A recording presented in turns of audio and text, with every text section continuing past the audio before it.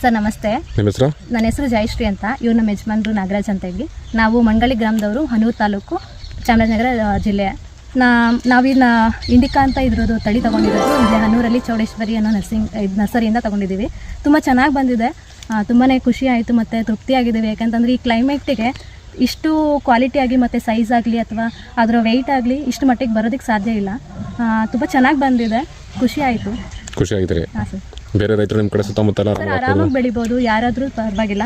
ತಗೊಂಡು ಯಾವುದೇ ಚಿಂತೆ ಇಲ್ಲದೆ ಯಾವ ಥರ ಗೊಬ್ಬರ ಏನು ಕೊಡಬೇಕು, ಅದಕ್ಕೆ ಯಾವುದೇ ರೀತಿ ಔಷಧಿ ಏನು ಹೊಡಿಬೇಕು ಅದನ್ನು ಅದ್ರ ತಕ್ಕಂಗೆ ಕೊಟ್ಟು ಅದನ್ನು ಚೆನ್ನಾಗಿ ನೋಡ್ಕೊಳೋದ್ರೆ ತುಂಬಾ ಚೆನ್ನಾಗಿ ವೆಯ್ಟ್ ಬರುತ್ತೆ ಮತ್ತು ಅದ್ರ ಕ್ವಾಲಿಟಿನೂ ತುಂಬ ಚೆನ್ನಾಗಿ ಬರುತ್ತೆ ಸರ್. ಚೆನ್ನಾಗಿ ಬರುತ್ತೆ.